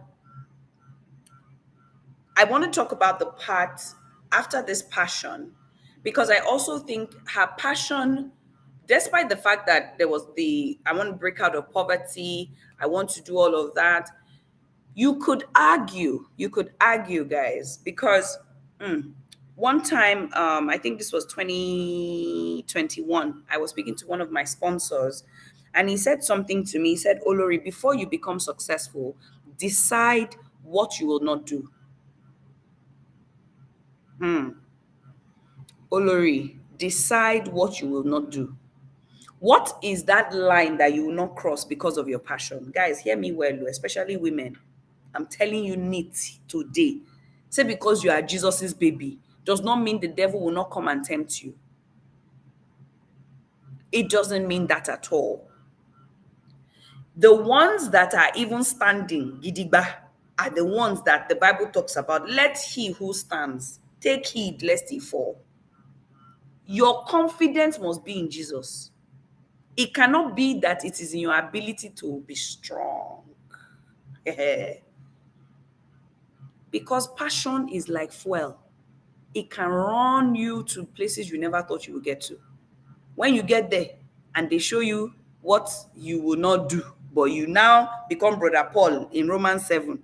That which I thought I would do, I am doing. I didn't know I would do. Brother Paul did not tell us what he was struggling with, but I promise you, it was in between passions. He started to see that, it's like the one that gets me. Decide what you will not do, please, before you become successful. Because when the forest scene happened and Chef Paul took oil and tone to the forest, who remembers? When they went to the forest and they shot that bird, right? At that point, Chef Paul was bringing something to this people that was testing their morals and value system. May your morals and value system speak for you at the right time. May it not be just sitting there watching you put your hand in fire that you cannot even take. I strongly believe that it was because Oi had a value system that could not be shaken. That was why she ended up severing the relationship between her and Chef Paul. That's it. It was her values. I'm telling you this, guys. Thank you, Holy Ghost. Thank you. He wants me to stay on that point. As you are being very driven right now, and your passion is overwhelming you, and many things are coming your way, and it's almost like I feel in between what God is telling me to do. I'm seeing the road, everything is going fast. Your morals, your value system must be intact. Decide what you will not do before you become successful, please. For the women on this call, even the men these days are being offered the craziest things, to sleep with men, to engage in like absolutely obscene things just to make big boy. I heard a story. I wanted to say who the person was. Thank you, Holy Spirit, for helping me. This guy was telling me, it wasn't that I heard his gist, he was telling me. He said that um, a man, a very rich man in Lagos, reached out to him that if he will be his boyfriend, he will buy him a house in Banana and give him 50 million naira. Hello, man. Now, not to say this guy was not doing well. He was actually okay. He was okay. And then he now hears this. Not everything is your ticket out of poverty. Not everything is your way out of poverty. Something is to lead you into greater problem. Greater problem.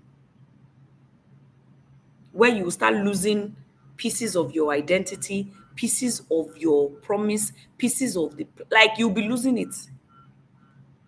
The trade is not worth it. I'll say it again. The trade between what you have and what they are offering that is below your moral value system, don't take it. It's not worth it. It's not worth it. I'll tell you that now. All right. Decide what you will say yes to, what you will say no to. That advice helped me. Oh. Kai, it helped me. Because you are going to enter money. Ele kelaba. You are going to enter, you will see it with your eye like this. But may you not compromise yourself and God and the plan of God for you. May you not compromise those things. The best thing that Oi did in that moment was when she said, I quit. You may need to send that to your boss and just tell him I quit. If you have been engaging in certain things you don't want to do, maybe you've been fiddling with the books, maybe you've been ripping your boss off, maybe you've been sleeping with your boss, maybe you've been doing certain things that are just not right. I beg you, just quit. That was the best thing Oi did. When she walked away from Chef Paul in that forest, it was the best thing she could do at that time. She just said, I quit, and she walked off. Now, the reason for this is because there's a next wave coming, guys. This next wave is characterized by sudden breakthroughs. This next wave is characterized by sudden appointments and sudden liftings. It's almost going to look like the person who is listening to me today, the 12th of May, the 13th of May, is not the person by the 15th of May. Like literally, it'll be like night and day. There are going to be sudden things that are coming to you, for you. And these things will make you question all your skill set. Remember, we talked about those things. That's why I said Oi's character was so befitting for the wave that is coming in a lot of people's lives. So many people are going to be seeing themselves in like on platforms that it'll be like, yay, God, I beg, let me not trip and fall, right? Now, the question I want you to ask yourself, just to be sure that you are in like, I want to call it like godly alignment, right? Godly alignment, because there's alignment and there's godly alignment. Number one, who is offering this thing to you? Be question these things before, because I want to repent publicly today. I need to repent publicly today. I used to say the end of all argument is results. And the Lord literally held my mouth one day and said, hey, stop saying that. Don't you know that the devil can replicate results? Don't you know he can give them what will look like results? So the end of all argument is not result, oh, please. Check who is giving you the results. That is the end of the argument. So please don't take my word again that just get results. La kela. Don't. You need to be sure who is offering you these opportunities. Where is it coming from? Right? What are they offering you? Are they offering your soul on a platter? Where are they offering it? The rewards. What are the rewards for you and for you? What are the rewards for them and for you? You've got to ask these questions because the next wave is coming. Is here. What am I saying? Is here. Opportunities like no man's business. They are coming your way, but question them. Don't just be like, the God of last bus stop. I get it, but look, you've got to ask questions. You've got to ask questions. You know why I say that? If you remember in the movie, the guy that took Oi. So when Oi quit from Chef Paul, she went to another guy. Well, I won't say she even went to the guy because remember there was another business card opportunity that we saw. The guy that gave her his card, that was her second. To me, that was her relaunch. Her relaunch. It didn't work out with Chef Paul. That's why I'm saying don't get excited at the appearance of an opportunity. It may not be everything that you think it will be, but it's okay because God doesn't stop because one person didn't give you. Oh, you didn't catch what I just said. You didn't catch it. Yeesh. Some people have been sent to your life to help you. It is true. They opened the door for you. It is true. They gave you access. It is true. But there can be a time when that person may not be the one to be used again. The man that came for her the second time gave her, I'm telling you about Oi now, he gave her own restaurant, all paid for. She had to do nothing except make her own menu. Make her own menu. That's what she wanted to do. She got there and literally the new kitchen started. Flame. I love the name, Flame.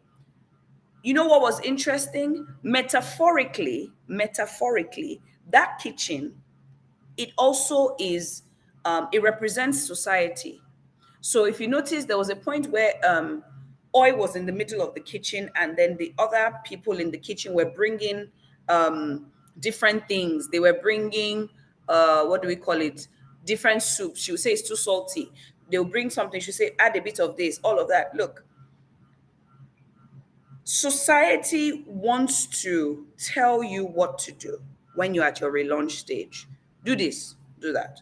Don't do this, don't do that. Oh, no, no, no, no, no, no, no. It's too much. I think you should go a bit darker. I think you should go lighter. I think you should borrow. I think you should not borrow. Listen, it is paramount that you hold the Holy Ghost like this. With this next wave of your life, hold the Holy Ghost like this. Lerimo afile. If you should one day step out of divine godly alignment, let me tell you what will happen. It's what could have happened to Oi. Because remember, I said, when your opportunity comes, will you be your true self or you will be copy? You will be doing what people say you should do. They will say, add this, take away this, leave that, remove this, don't do this, do that. You will now lose yourself in the opportunity. you are collecting counsel from everybody when it was one body that gave you the opportunity. If you are working with God, work with God. Oh. If you are not working with Him, leave God out of it. But don't let the opportunity that He orchestrated come and you can't bring yourself to consistently ask Him, inquire, search. Like, yeah, you've got to constantly do these things. What was interesting, hey, that I love that Oi did. No, the guy that gave her the second opportunity, he said, Oi, do what you do best. I'm dropping my mic. That's what I want to leave you with this movie. See, that thing you do it best. Do what you do best. Do what you do best. Don't worry about all the other things. See, ah,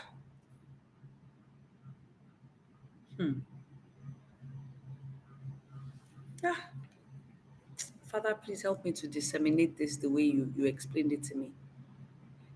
The reason why you have to be true to yourself in this next wave is because that is your selling point. That is your uniqueness. Listen, I get that you are used to it. In fact, it's not a big deal for you again. You breathe it. Is it really much? You're asking yourself, is this really what God is this really the big deal? Let me say this to you. Don't despise anything you have in this season. It could be the tone of your voice. It could be the way you pick up the call and check your parents. Don't despise anything that you are good at, that God has said you are good at, especially in this next wave.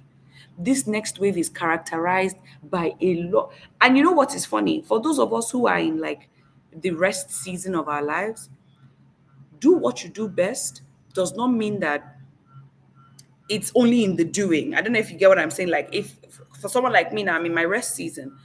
I'm not thinking God is wanting me to do another event or another secret garden meeting. I know that. I sense it. I know pure, pure, pure that God is not saying that to me right now. But you know what I do best? I listen. Hey, now yeah, they do pass. If it's to wait on Jesus till Jesus speaks, now me you go find there. I be frontliner. For those until you, I not go move till you command. Me, I go there where you command. I not go move till you command. That's my motto for life. Do what you do best, Olori. My own, I hear, I listen, I sit, I wait. Now they do best. So I'm not in a hurry. I will congratulate everybody that is winning, and I will do what God says I should do with them in their winning phase. I am not in competition with anybody. I'm an oi of my own. I'm an oi. To myself, I am true. There's no competition. How can I compete with something that is not like me? Now, for those who are in rest season, I congratulate you. Do what you do best. And if you don't know what that is, ask the Lord to show that to you. Like, ask Him to bring you into a better understanding of yourself in this new wave. It's very critical because I find that a lot of people will sense the wave, but they won't know how to be a part of it because they are not really sure if they are making the right move. You know what I mean? Like, it's almost like, hey, God, I can see things are happening. Oh, but God, am I not supposed to be doing? And God's like, no, no, no, no, no. You don't worry. Just sit down, pretty, be cool. I got you. Let me pamper you a little. Like, but it's so hard for some people. They can't bring their minds to thinking, so God, like, there's a wave and you just want me to sit? God's like, yeah, please. Now, for those of you who are in very, very active, like you are running with God, you are doing what you're doing, and things are happening, shifting, shaping, and all these things, just remember it will get hard sometimes. Following your dreams can be hard. I think people don't talk about that enough. They make it sound like, wait, once you find your dream or you find the things you're supposed to be doing, mama smooth, mama greatly. It will. There's ease, there's grace in that season, but it can be hard sometimes. And listen, there was a point in the movie where Oi started to have it hard. And I think in that time, what really held her together was her brother. Her brother started to remind her about who she was, about what she can do. Like he just started teasing her about, look, listen, you're a great person. Come home. Last, we'll take you back. There's no need to go and be doing your Michelin star chef, all of that. Now, this is where it gets interesting. Bigger is going to come.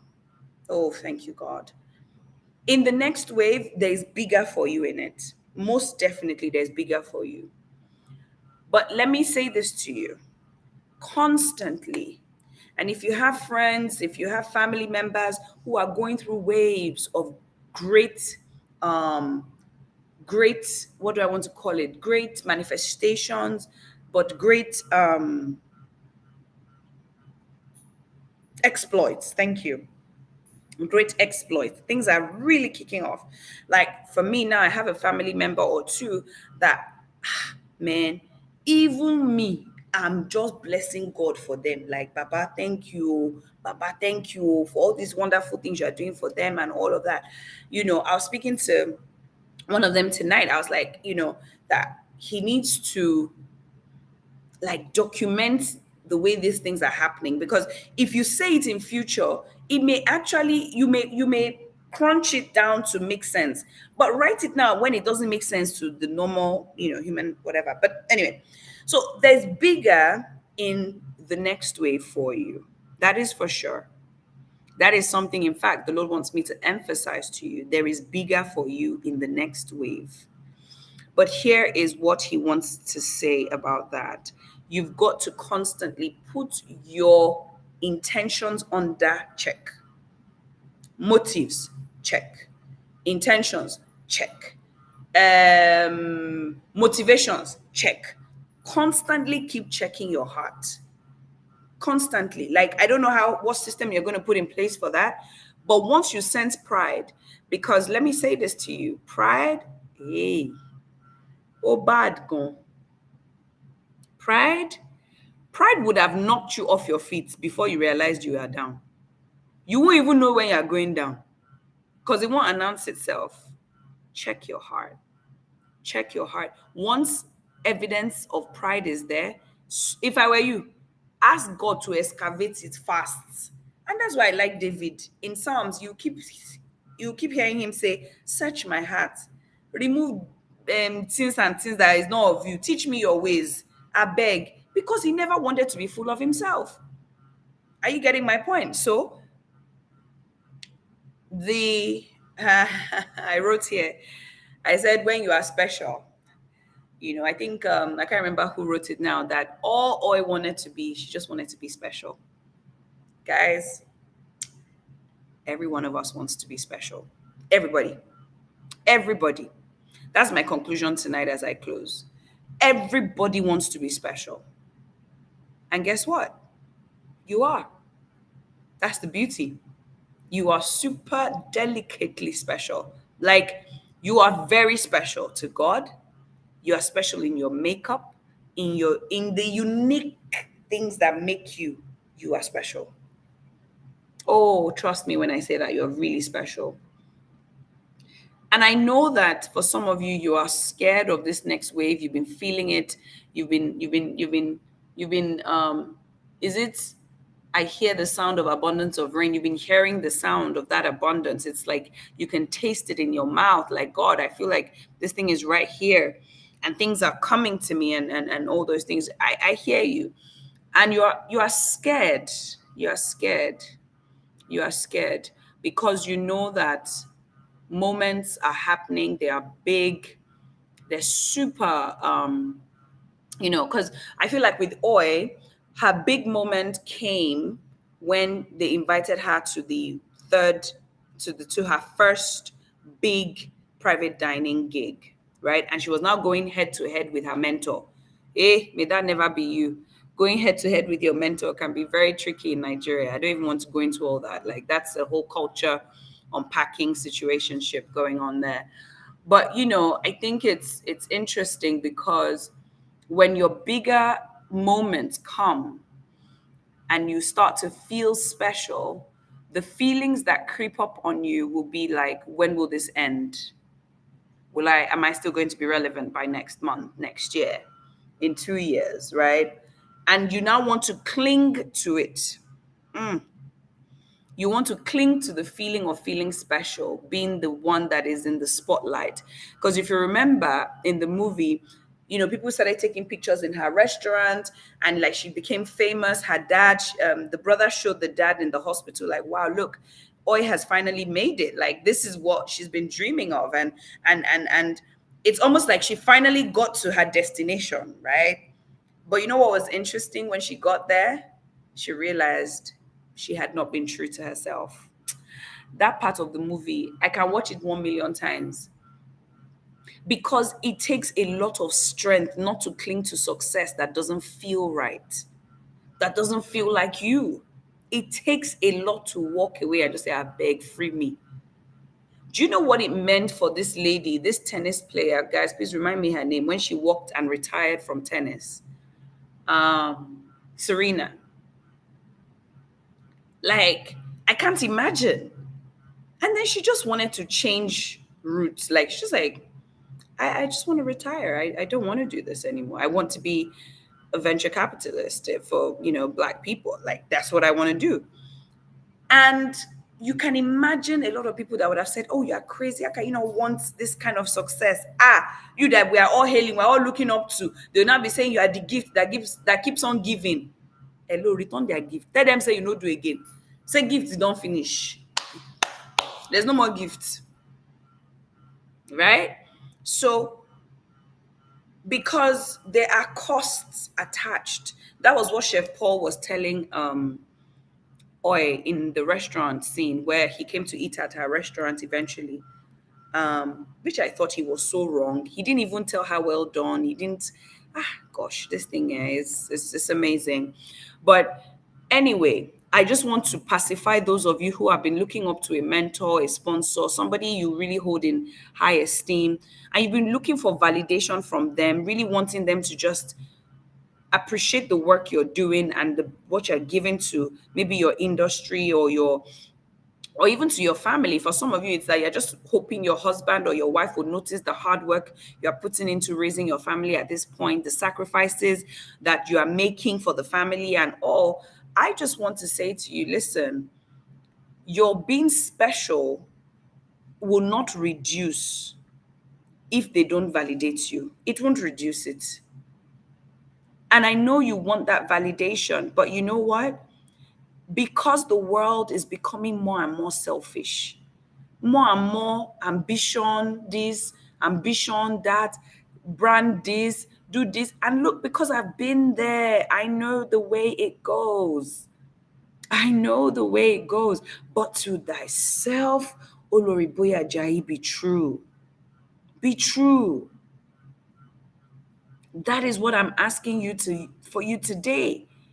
Star Buffet, to yourself, be true. Jesu Pelumi, to yourself, be true.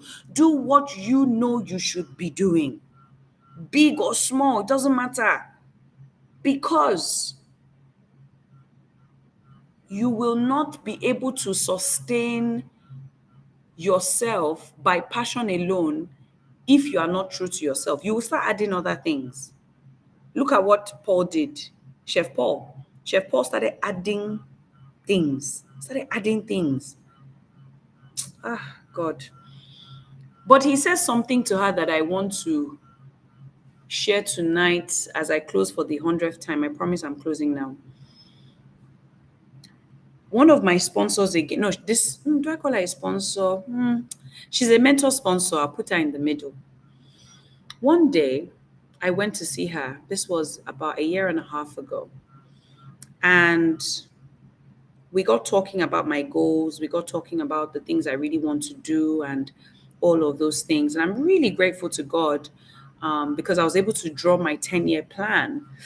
Excuse me. I was able to draw my 10-year plan with her. And it was such an amazing exercise. But there was one of the questions, because we arrived at my 10-year plan with 10 questions, which I might share if I get permission from her to do so.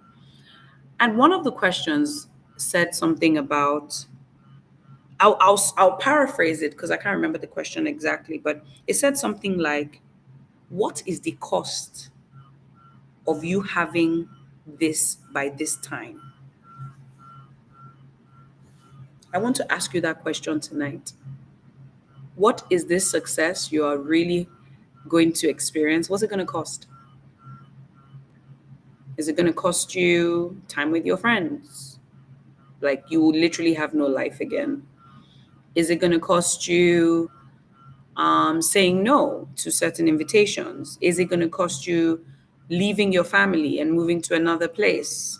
Is it going to cost you leaving your current job and taking a lesser paying job just so you can just be happy doing the job you really want to do and you know God is telling you to do? Is it going to cost you not buying a new car for a while? Your G Wagon, it will have to wait. Is it going to cost you going back to school for another 2 years? Meanwhile, you had planned that you were going to do something else for the next 2 years. Like, what is it going to cost you? It's going to cost you something. And that was what Chef Paul told Oy. He said to her, this level you are at now, it's going to cost you something. Sometimes it can look like instability for a while. It can look like chaos for a while. It can look like there's a cost. The quicker you are able to identify it, the quicker you can mitigate it. Yeah, you can mitigate it for sure. And I want you to be very conscious of that fact that just because it's going to cost you doesn't mean you can't mitigate the cost. You can't plan for the cost. You can. All right. Now, he said something to her as he left um, her restaurant that day in the final scenes of the movie. He said to her, after he had told her that she had to count the cost of her success. And I'm sure in her head, she was probably thinking, my dad is in hospital. I don't see my siblings. I'm not happy. I'm not friends. I don't have a lover, boyfriend anymore. Like, I'm sure she was just thinking of these things and all these thoughts were rushing through her mind. He said, and then he finished with this and he said, there is so much to lose. That is the price for being special. I'm like, yo, woo. There is so much to lose. That is the price for being special. I'm not even going to unpack that because I feel like it's not food for children. I think it's a weighty statement. I understand it. Do I agree with everything in its entirety? Absolutely not. But I understand what it's saying from the standpoint of discipline, commitment, consistency, um, just you showing up because you are on duty. Like I always imagine, how um I don't want to mention them because of my capacity, but I always imagine that people who are in the sovereign, the monarch, and all these like royal roles and duties and things like that, I don't think they get a choice in some things. I think they have to show up because duty calls, right? And I think those are some of the things that you have to realize now that you are special and you are in moments that are bringing and burning the light on you, like not burning the light, but the light is on you, the spotlight is on you, right? You literally, you literally have to ensure you are counting the cost that this success or success stories are bringing your way. There's a cost, right? Right. Um, the major reason why I also wanted to talk about hunger is in the final part, and he says the coach. I said the coach, Chef Paul says to Oi when the police came to pick him up for the animal cruelty, whatever it is, and stuff like that, and he says to her, he says. He says, let me read it as he said it. No matter how good your food is, prejudice is something you can never overcome. That statement is so weighty. I feel like there's so many weighty comments. But I love the way he broke down everything he was trying to tell her, even though he didn't tell her in the best way possible, was about prejudice. I want you to take that home tonight. I want you to sleep with it tonight. That society, the prejudice within it is enormous. Do not be fooled. I still saw something of that nature on Wednesday. I went somewhere and there were several nationalities, and I just saw so many things that I just felt like, wow, prejudice. It's a bias in society. If your special is not out right now, based on what God is telling you to do with the next wave that is here, you're going to have to polish yourself up. You're going to have to add to your skills. You're going to have to up your skills. You're going to have to, like, cut out some things, you know. And that's why I appreciate my current season of rest, because I feel like it's God's opportunity and time to polish me into a better woman, into a better daughter, into a better mother, wife, and minister and businesswoman. And like, he has so many things for me to do that I need to show up correct at the right time. And I think that's what God is wanting you to understand, that I need to equip you because the prejudice in what we're dealing with, both spiritually and naturally, is enormous. Enormous. Those of you in the Western parts of the world, you still see them through different, areas of racism and like, it's interesting because it's not affecting us on a daily, we don't think it's affecting us. But what it's affecting is your opportunities, what you're getting. The prejudice even comes from rich and poor. Like, because you are not even within a certain environment, you can't even benefit from it. Your papa is name, your mama name, right? So I'll speak in Yoruba and I'll translate. O gbọ́dọ̀ tún ara ẹ bí. You couldn't choose where you were born before. You couldn't choose the schools you went when you were younger. You couldn't choose the house you lived in. But now you are old and wise. You can only you can like a rebirth can happen. A rebirthing can happen. Rebirth. And maybe you had issues, temperamental issues, character flaws, different things that used to make things run away from you.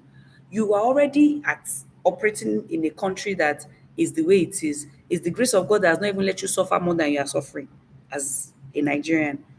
You can now allow yourself to be flowing in stupidity. No way. I remember one of my older madams. She's not even an auntie, she's a madam to me. She said to me, Olori, I just love the way you are respectful. In my mind, I was thinking, if I'm not respectful, who is my daddy? Can I add pride to what is doing me? I can't. I can't. I'm sorry. I can't add it. So please remove whatever is not allowing your special to shine. Whatever may, at the time when the opportunity comes, draw you down. Like Oi, she realized that her happy is not in the public eye like Chef Paul. She went back to her father's restaurant and she said, we're going to relaunch this shop. That was where she found herself. I'm begging you, before you keep going and going and going and going, find your happy, find your passion, find what God is asking you to do, to be. What he's saying that, okay, he wants to give you as what is available. Let him be able to open your eyes without your prejudice, without the bias you've already made up about what is possible. He says all things are possible to them that believe. And who is it possible with? With God. All things are possible. You've got to balance your life now in the rhythm it wants to take. Balance it. The cost that it's costing you, the growth that it's bringing about, the success that is coming into your life, the different things that are moving you in an upward trajectory, spiral. I get it. I know it's moving you in unbelievable dimensions of manifestations. But you know what? You've got to make sure that you are keeping your special. You are not losing sight of yourself. Success is not getting to your head. Constantly bringing yourself to that place of humility. I want to thank you all for allowing me to speak so much tonight. I feel like I said too many things, but I just want you to ask yourself, are you being true to yourself? Please constantly ask yourself, am I doing what I really want to do? Am I actually moving in the way I want to move? Am I being who God is asking me to be? And if you're not, quickly align. It's called godly alignment. All right. Thank you guys so much. I don't know if anyone has questions. Let me take those questions really quickly. And yeah, I'm just as um, I would say in that questioning mode of my life right now, just questioning things. Where did I get this passion from? What does success now mean to me? Now that I've tasted a little bit, what does success now mean for me? So it's really important you're asking yourself, um, what does my what does my hearing, my life, my family, like what is God telling me to pay attention to now? Even though it contradicts the normal trajectory of how things should be or should go, you know? So yeah, that is what I really wanted us to take home from hunger. So for some of you, you have to hunger for some more. For some of you, you have to hunger for new things. Some of you are going to hunger for less because you're eating way too much and you're taking on way too much. It's affecting your stomach, your health, all of that. Yeah. Thank you for joining me tonight, guys. And if you have questions, just leave it. You're welcome. Thank you, Adedotu.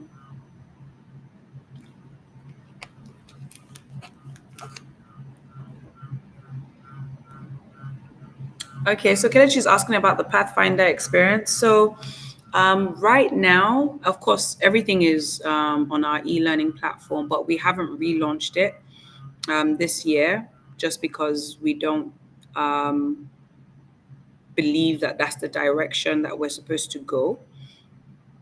But I know for a fact that at the right time, things will take shape and people will be able to join the experience again. Um, yeah, and that's why I tell people that nothing is forever. Like you're not always gonna have that opportunity. I remember when we used to beg people in 2018, to do the Pathfinder course and things like that. Of course, over the years, it gained its own popularity and momentum. So yeah, it'll be back. It'll be back when we definitely feel like we're being led to do so. All right. Thank you guys. Have a lovely, lovely night. I love you like this much. And yeah, we'll see you in June by God's grace. Love you.